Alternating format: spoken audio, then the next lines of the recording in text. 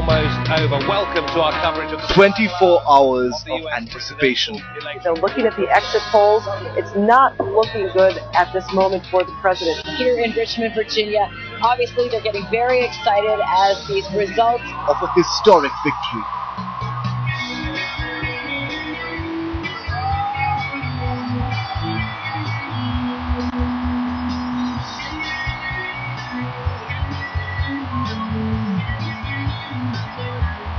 The second taste of triumph.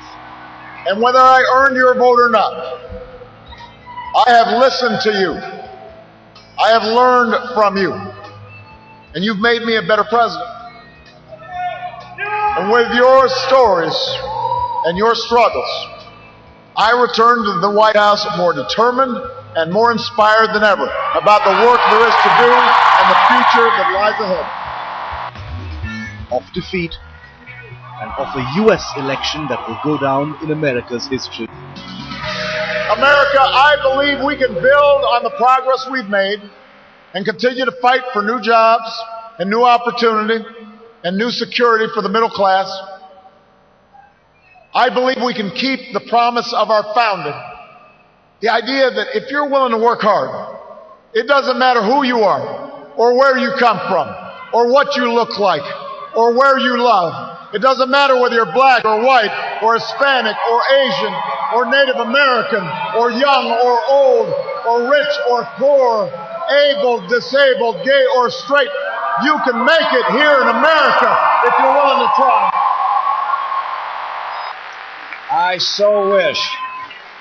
so wish that I had been able to fulfill your hopes to lead the country in a different direction, but the nation chose another leader, and so Ann and I join with you to earnestly pray for him and for this great nation.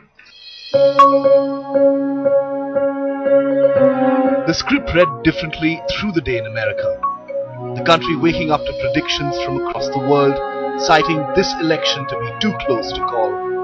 The first projections due in any moment. Our teams here in Doha and across the United States are in the places that matter with the people that matter.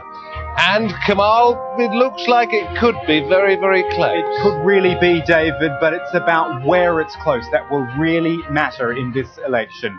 We're going to be up here crunching the numbers as they come in. Already, we think the map will start to colour up like this. Red for Mitt Romney, blue for Barack Obama. But it is these 8 states where the election will be won and lost. Yeah, well, what's the projection right now? Let's just be clear here. There are 2 independents in the Senate who caucus. That means they vote with the Democrats. The balance effectively is 53 Democrats, 47 Republicans. The Republicans would need to net 4 seats in order to take the majority control. And they're saying it's a tall order. What we're really expected to see, if the pollsters are right at the end of this evening, is a situation very similar to what we've seen in the past 2 years since the midterms in 2010, which is a gridlocked Congress. More animosity, partisan gridlock, a lot of fierce partisanship, if you want to call it that. Welcome to CCTV America and our Washington Broadcast Center. The contest between President Obama and his Republican challenger, Mitt Romney, the former governor of Massachusetts, is among the closest in recent American history. The election here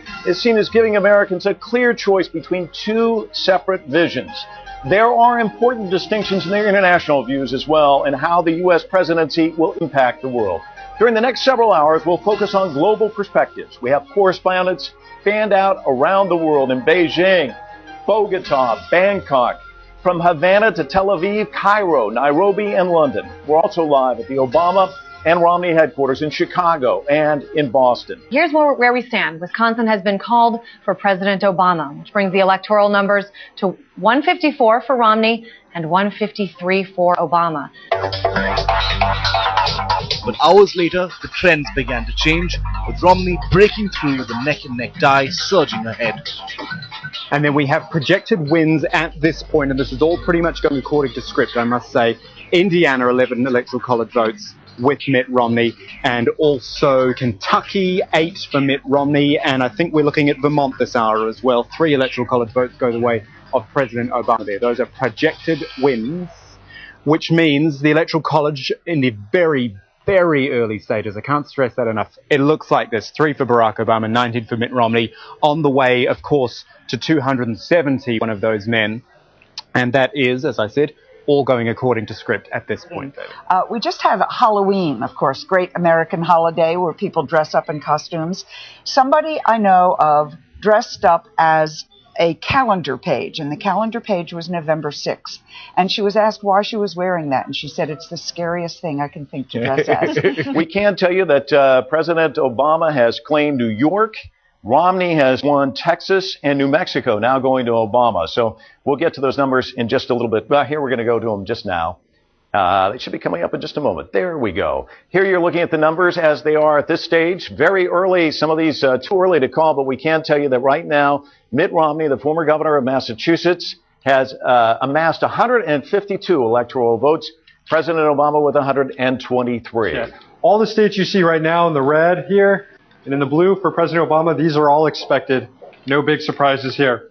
And the electoral count stands at 88-78. Mitt Romney. No surprises here again. A few interesting things here. Pennsylvania, President Obama had thought that Pennsylvania was getting more comfortable on his side. That is still too close to call. And on the Romney side, North Carolina, that's a state that they were confident that they were going to grab. That's still too close.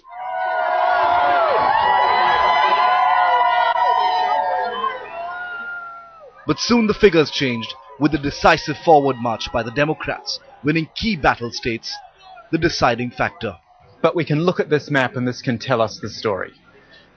2 states left to call. As I said, out of our 8 swing states, Florida and Virginia are left. Barack Obama is leading in both of those.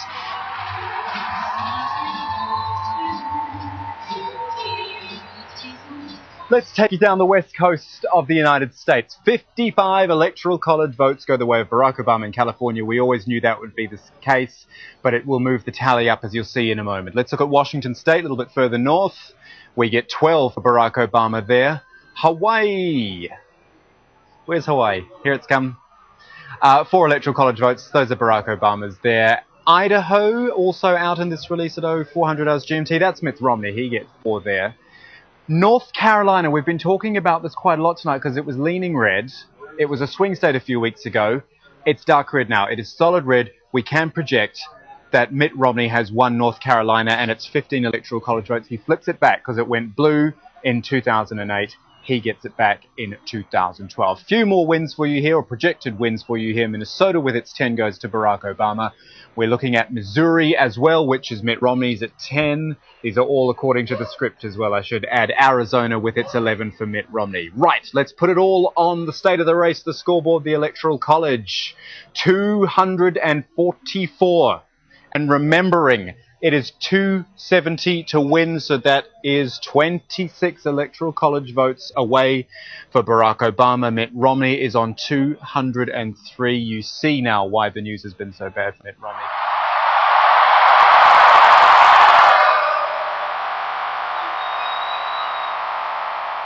New Hampshire goes to President Obama.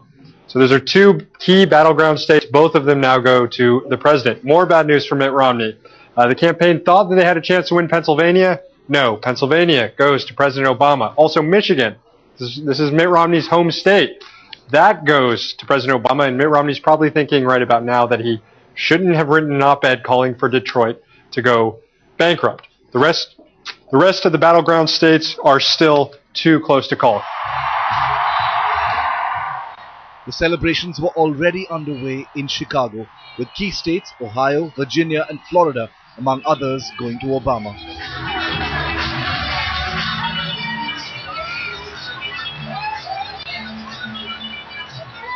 Iowa, Wisconsin, Ohio, New Hampshire, 6 swing states which he held. He was defending champion, if you want to put it that way, in those. He held those 6 swing states. We wait to hear about Virginia and Florida as well, but as I say, he is ahead in both of those.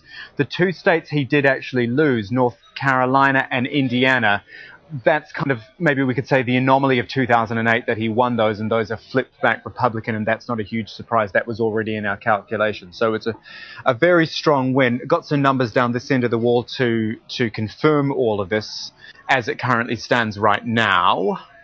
And this is what I was saying to David a little bit earlier. 290 electoral college votes, 49% of the popular vote. That's 48.3 million, and Mitt Romney 48.49 million. So, you know, it's tightened up considerably in that popular vote. It was just at the point that Barack Obama went over the top. And the point that he went over the top was this one, Ohio. Have we got that?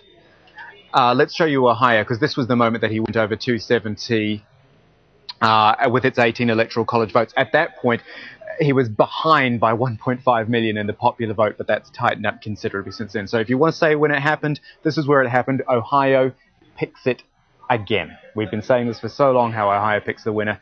Did it again. Let's bring you the very latest results from that US presidential election. Barack Obama has 284 electoral votes. As you can see there, Mitt Romney has 200. The winner needed 270 electoral votes. Looking at some of the key swing states now, Obama has won 7 of them so far: Ohio, Iowa, Colorado, Michigan, Pennsylvania, New Hampshire, and New Mexico. Mitt Romney so far has won just 1 of them, and that state is North Carolina. It could really be, David, but it's about where it's close that will really matter. And then, the once-termed projection too close to call was history. President Barack Obama and his team steadily took over the votes and the hearts of America. We're all in this together. That's how we campaigned. Barack Obama thanks his supporters online after winning a second term as US president. Mitt Romney beaten after a tightly fought contest costing $6 billion.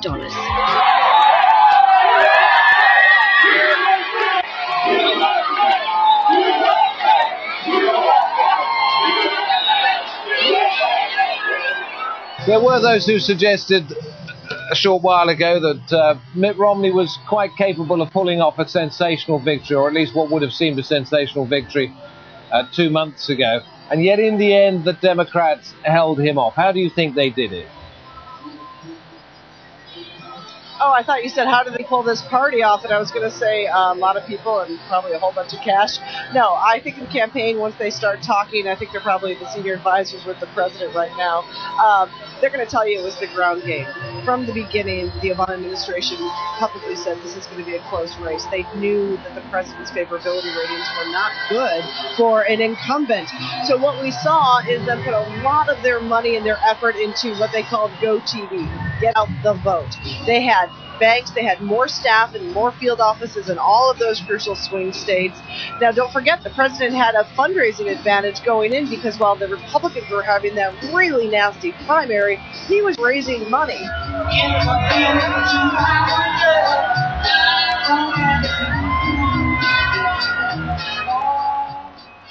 While joyful supporters danced and cheered at Obama's victory party in Chicago, Romney's supporters remained somber at a vigil in Boston, waiting for their candidate to concede. This election is over, but our principles endure. I believe that the principles upon which this nation was founded are the only sure guide to a resurgent economy and to renewed greatness. Like so many of you, Paul and I have left everything on the field. We have given our all to this campaign.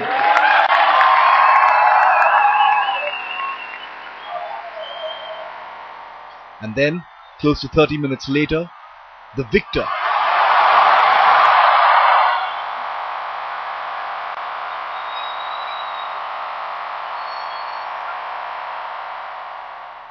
President Barack Obama, assured millions of his supporters that his 4 more years won't go in vain.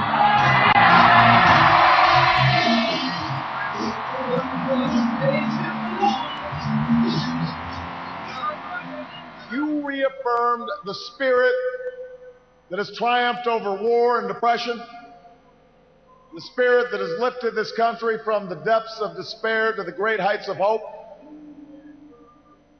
the belief that while each of us will pursue our own individual dreams, we are an American family and we rise or fall together as one nation and as one people.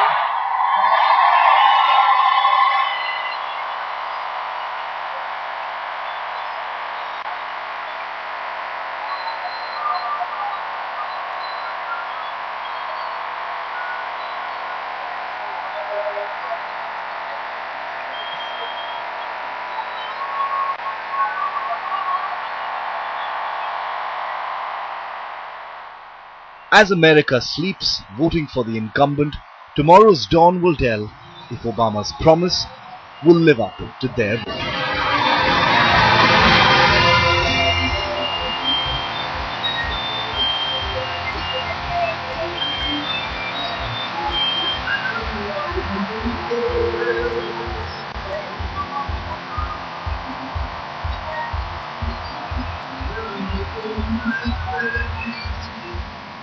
We're not as cynical as the pundits believe. We are greater than the sum of our individual ambitions, and we remain more than a collection of red states and blue states. We are and forever will be the United States of America. And together, with your help and God's grace, we will continue our journey forward.